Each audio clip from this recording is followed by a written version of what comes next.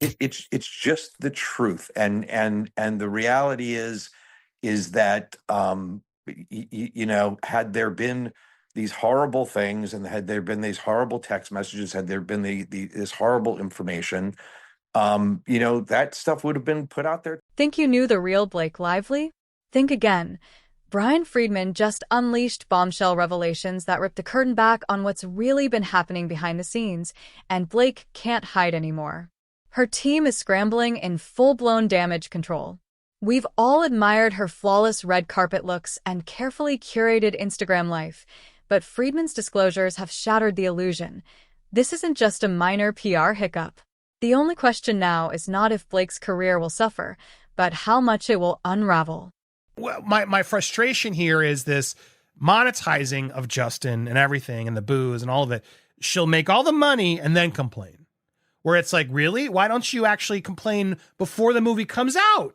Instead, you guys are like sitting on this for this long, where you're like, ha ha ha, yeah, and then we're going to kill him in the movie, ha ha ha, and then we'll do this scene too. Oh, do another Justin joke, I'm sorry, but the more I see all this, the more I really dislike Blake Lively and Ryan Reynolds. They are petty, spiteful bullies. Now, I don't know Justin Baldoni from Adam. I don't know what happened on the set. I don't know if he is what he is. I know his own team has made text messages sort of calling him out. So he's going to have to face all that himself. And I'm not here to pile on because he's facing a lot. At the end of the day, though, these two are so powerful, Ryan and Blake, that I am starting to feel bad for Justin in a way, because I understand why so many of you are going Team Justin, because, look, he's getting bullied. Now, does he deserve the bullying? Was he inappropriate on the set? That's the big question. Blake Lively didn't just stumble into stardom. She engineered it. From her breakout role as Serena van der Woodsen on Gossip Girl to becoming a bona fide Hollywood A-lister, every rung on Blake's fame ladder was meticulously placed. Her rise wasn't accidental. It was a masterclass in image curation. That role on Gossip Girl? It was just the opening act. What followed was a calculated transformation from teen drama star to America's golden girl. Every red carpet moment, every Instagram post, every interview has been carefully crafted to build a picture-perfect public persona. Scroll through Blake's social media, and you'll see what she wants you to see. Glowing family moments, effortlessly elegant fashion, and a dash of humor that makes her seem relatable. But insiders say it's all highly curated. Industry sources have long whispered about the stark contrast between Blake's public-facing charm and her off-camera demeanor. Her partnerships with luxury brands like Chanel and L'Oreal weren't just good fortune. They were strategic. Each collaboration reinforced her image as elegant yet approachable. Even in interviews, Blake walks a fine line. She comes across as candid while revealing almost nothing personal. She has pre-scripted answers for everything, an entertainment journalist revealed. Nothing is left to chance.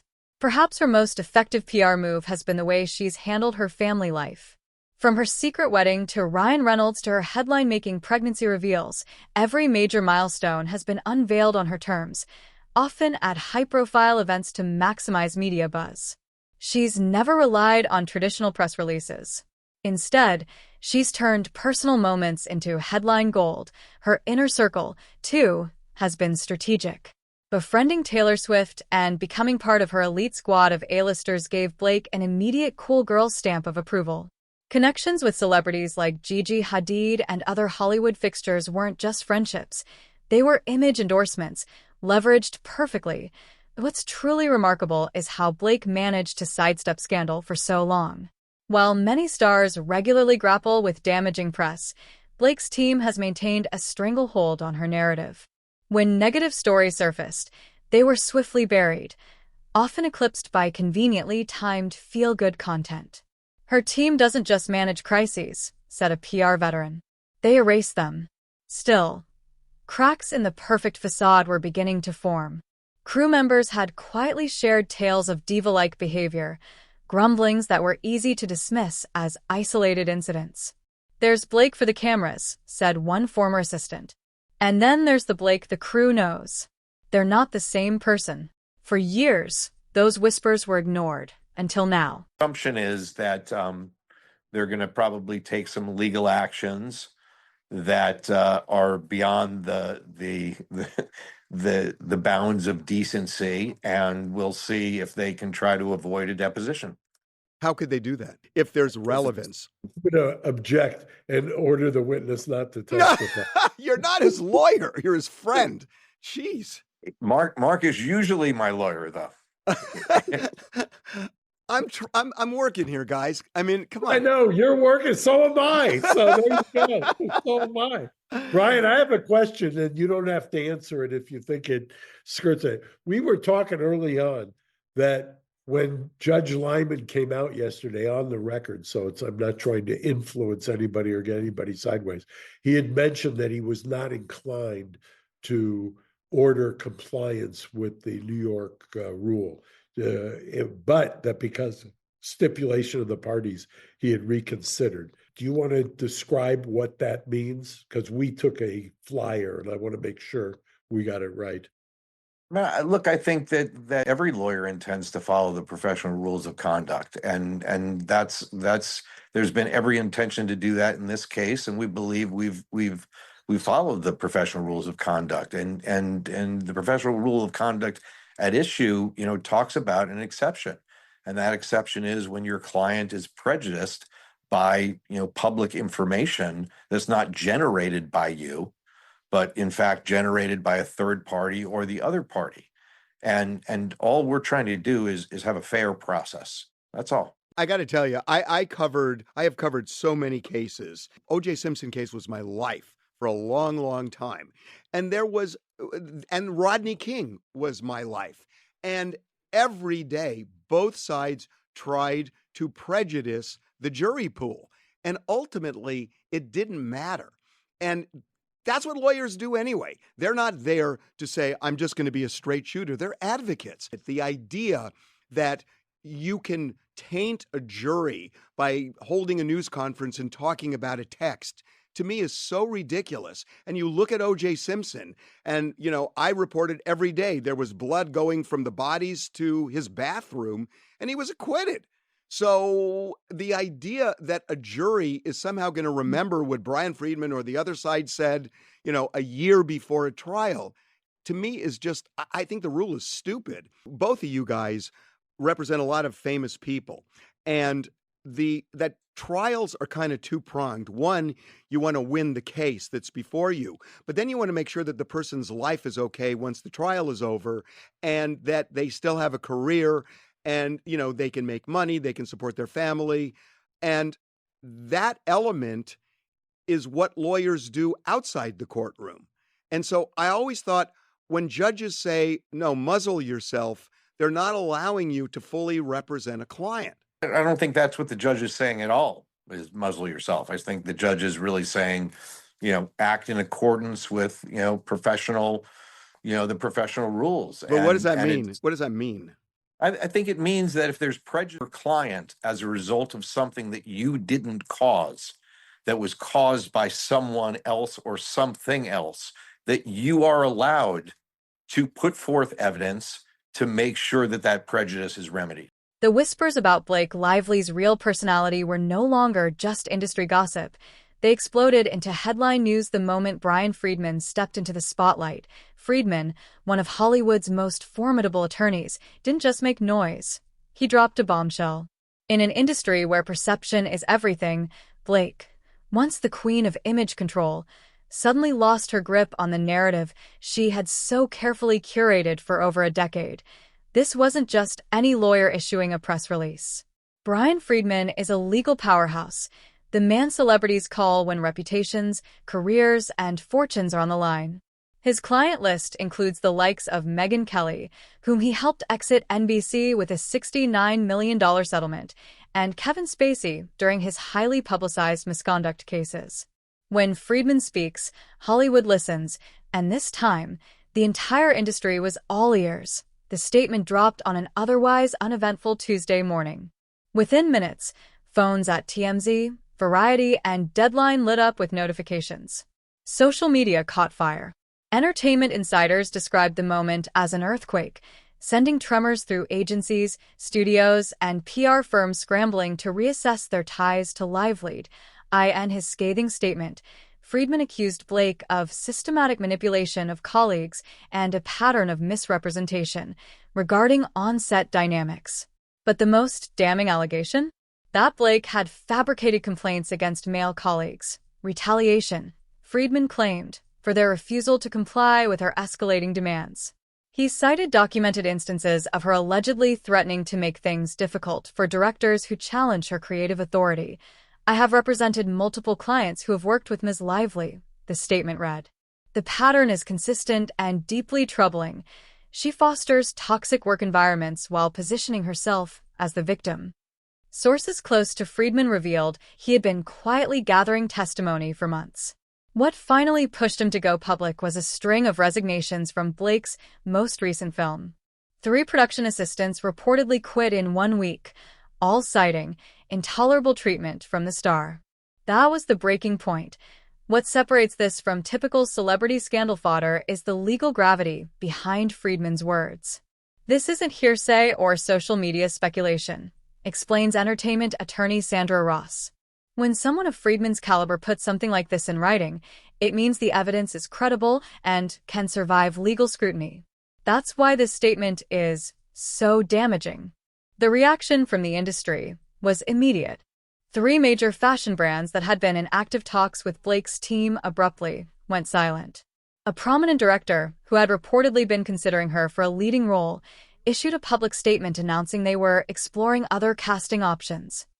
And perhaps most symbolic of all, celebrities once loyal to Blake, regularly liking and commenting on her Instagram, have gone silent. But the most chilling part of Freedman's message wasn't what he said, it was what he implied. "I am prepared to substantiate every claim with documentation, correspondence, and witness testimony," he wrote. Now, the industry is bracing for what might come next: emails, recordings, sworn affidavits. The receipts, as they say, are coming, and Hollywood is holding its breath. Settled is the fact that they've lost 4 projects, significant projects, the studio. There's obviously the reputational and emotional distress harm. He's got 2 little kids that pay attention to what goes on in the world. His wife is devastated, and there's others involved in this too that have lost significant business and personal relationships. I've said it a million times that you raised the Titanic in this case, because, but for Bryan Freedman, Justin Baldoni would have been crushed in this matter. And that's where it was headed. And it was headed for him to be crushed. When you see the kinds of things that were left on the cutting room floor, literally, in that New York Times article, it's infuriating. But that's against the New York Times. And I get that, and that is kind of separate. I guess what I'm wondering is if Blake Lively, the last thing she wants is to take the stand. She doesn't want her husband to take the stand. She doesn't want Taylor Swift to take the stand, nor do they want to take the stand. So if they came to you and just said, "We will basically call this a massive misunderstanding, can we just drop it?" Would you entertain it? I'm curious. I mean, he was called a sexual predator. So are they saying he's still a sexual predator, but it's a misunderstanding? Harvey, when you're in the middle of representing one of these people who's in the eye of a storm, and Bryan's done it a zillion times, I've done it a fair amount of times, you need to be vindicated. Because at the end of the day, you're not, no amount of money will get you back to square zero. To your point, Harvey, as many people didn't know Baldoni as they knew Lively. However, Lively, be careful what you wish for, has, the public has gone full Amber Heard on her. And Baldoni could have been defined, as Bryan just said, as the sexual predator, but for the magnificent job he's done here. So, it's a horrible body blow to have to take and have, can't leave your house. I don't know, and I haven't asked you this, Bryan, but I'm going to assume he's got round the clock security and his family's had to be relocated and the whole bit. I mean, there's certainly that invasion of privacy that goes on, but I think it's not so much having something to do with me that turned the tide. I mean, the reason to put the information out there is just because of who he is. It's the truth. It's just the truth. And the reality is that had there been these horrible things, and had there been these horrible text messages, had there been this horrible information, that stuff would have been put out there. When Bryan Freedman said he had receipts, no one expected a paper trail spanning 5 film sets and implicating over a dozen crew members. But what's emerged isn't just embarrassing for Blake Lively, it's potentially career-ending. Within hours of Freedman's bombshell statement, the first wave of evidence began circulating among industry insiders. Screenshots of text messages between Blake and production staff that paint a picture entirely at odds with her polished public persona. Among the most damaging pieces are time-stamped communication logs from the set of A Simple Favor 2. They show Blake demanding the removal of 3 different crew members for increasingly trivial reasons. In one particularly jarring message sent at 3:17 a.m., she allegedly texted a production assistant, "If that lighting guy is still here tomorrow, I'm not coming to set. Find someone who knows what they're doing." The lighting director in question had recently won an Emmy. More disturbing still are voice memos recovered from a wardrobe assistant's phone. In them, Blake is heard berating staff over minor issues, including a 2-minute tirade about the water temperature in her trailer. "This wasn't her having a bad day," the assistant explained. "This was standard behavior when the cameras weren't rolling." Perhaps most damning are sworn statements from multiple crew members. A makeup artist who worked with Blake across 3 projects submitted a detailed 12-page account describing systematic intimidation tactics. These accounts stand in sharp contrast to Blake's public interviews, where she's frequently championed kindness and collaboration on set. Even Blake's previously beloved behind-the-scenes Instagram content has come under scrutiny. Freedman released unedited versions of those cheerful, polished photos. In one sequence, Blake is seen smiling with her arm around a production assistant, but the next frame, taken just seconds later, shows her turning away with a cold expression as the assistant stands visibly distressed. More professionals are now stepping forward. A catering manager from the It Ends With Us set revealed that Blake had demanded the entire food service team be replaced mid-production for failing to provide a specific brand of sparkling water. "Everyone was walking on eggshells around her," the manager said. The gap between her public image and her actual behavior was stunning. Internal studio emails suggest these issues were brewing long before Freedman went public. One executive warned colleagues, "We need to budget extra time for BL days. Her delays are costing us around $20,000 per day in overages." In another thread, 3 separate directors requested not to work with her again, despite her previous box office draw. Freedman didn't just leak documents, he shattered a narrative. And now, with so many insiders speaking up, it's clear the Blake Lively the public thought they knew may have been more myth than reality. Blake Lively's attorneys told TMZ, "We are pleased with the result of today's hearing and eager to move forward immediately with the discovery in this case. The court granted our request that all attorneys in the matter actually follow the rule of the law and not make any statements that could prejudice a jury. This case deals with serious allegations of SH and retaliation. We will hold the defendants accountable, and we will be confident that once all the evidence is submitted in the matter, Miss Lively will prevail." Okay, well, we'll see. That's Blake Lively's side trying to declare it a win because, the judge did sort of say you must follow the law.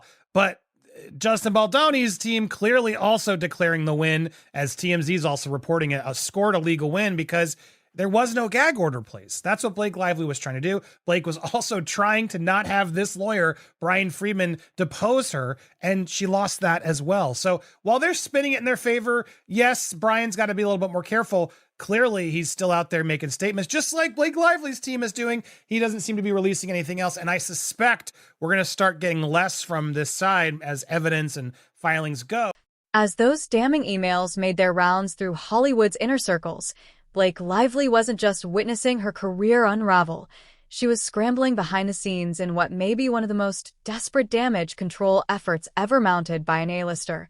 Within minutes of Bryan Freedman's statement going public, Blake's crisis management team was activated in an emergency Zoom call that stretched nearly 5 hours. A source present at the meeting described Blake as emotionally volatile, swinging between tears and fury. She kept saying, "This can't be happening," and demanding they make it go away, like they always do. The first tactic out of the PR playbook? Distraction. While her team drafted potential statements, Blake took to Instagram, posting a sudden stream of never-before-seen family photos. The images, partially obscuring her children's faces, marked a stark reversal from her long-held stance on privacy. The message was clear: deflect and humanize. But the timing was so obvious, it felt less like genuine vulnerability and more like calculated cover. Behind the scenes, her legal team issued cease and desist letters to 3 media outlets that had run Freedman's most explosive claims. But curiously, none of those letters challenged the core accusations about her alleged on-set behavior. Instead, they vaguely cited factual inaccuracies, without clarifying what those were. A legal hedge, not a denial. After 48 hours of silence, Blake's team released an official statement, and its wording was telling. A crisis PR expert who reviewed it said, "This is classic deflection." There's no acknowledgement of the allegations, only a vague appeal to her record of supporting positive work environments. The statement leaned heavily on emotional cues: her role as a mother, her history of charity, textbook redirection when the facts aren't on your side. Privately, Blake reached out to her celebrity inner circle, hoping for public support. The results were mixed at best. Taylor Swift and Ryan Reynolds both released general messages of support, but neither addressed the actual allegations. More revealing, at least 5 prominent A-listers who frequently engaged with Blake on social media stayed completely silent. No comments. No likes.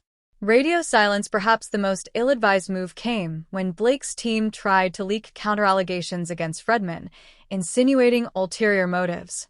The effort collapsed when Freedman's office released time-stamped records proving he had declined involvement with 2 major studios on unrelated matters, deliberately avoiding any conflict of interest.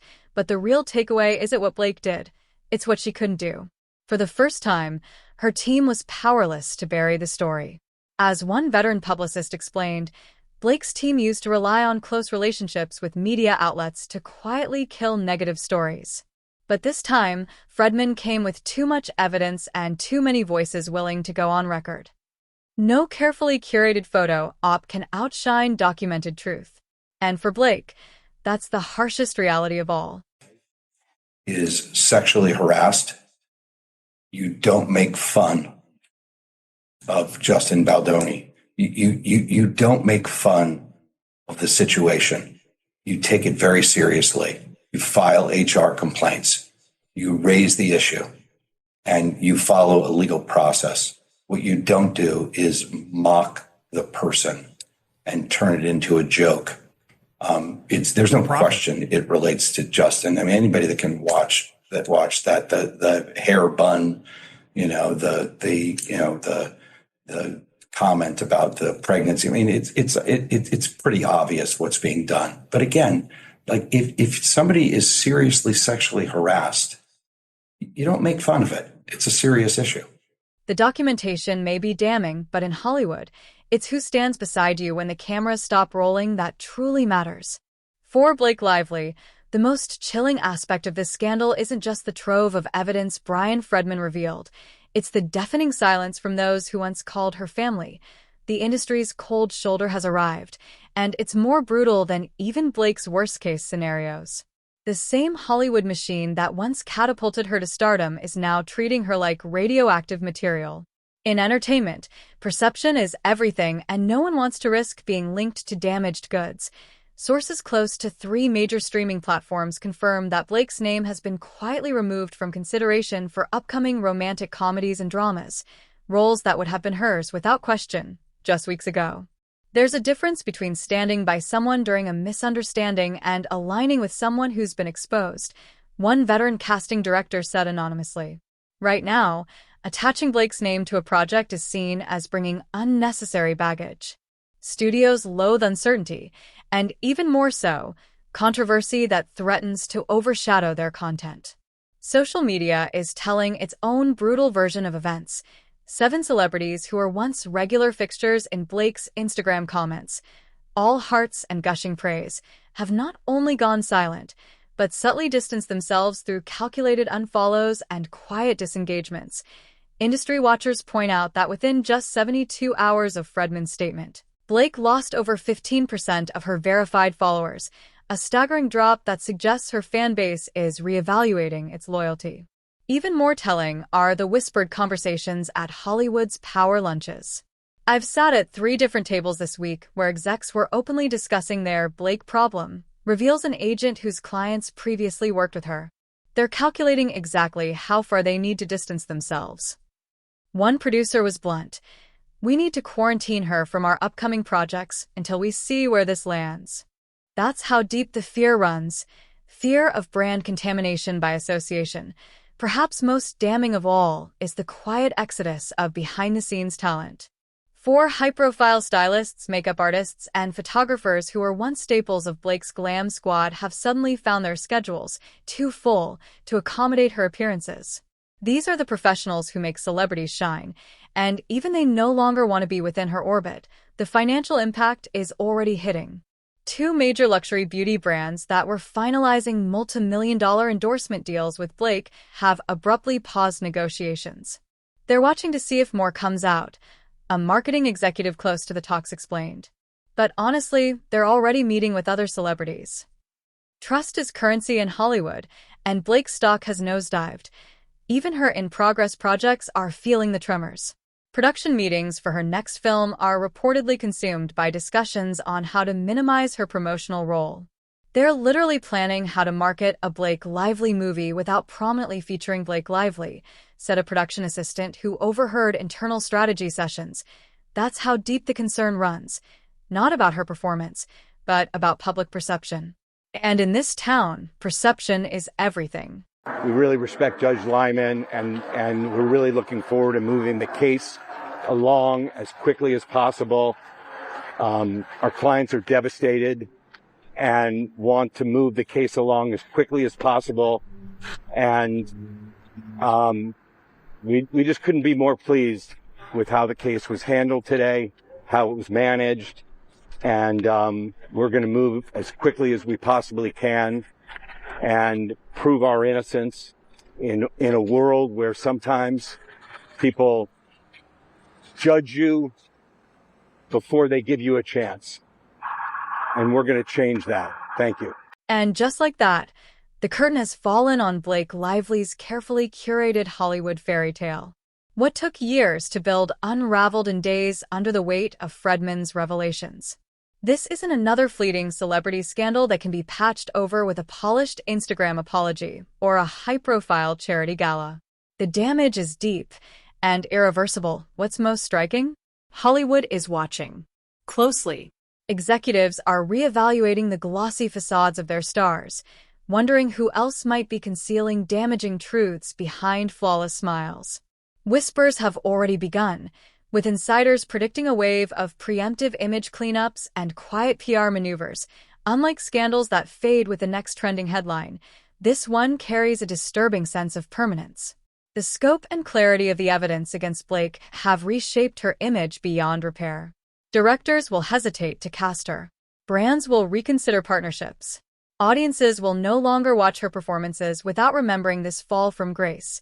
And at the center of it all is Bryan Freedman, not just the whistleblower, but the architect of a dramatic undoing. He didn't merely expose cracks in Blake's public persona. He rewrote the final act of her Hollywood story.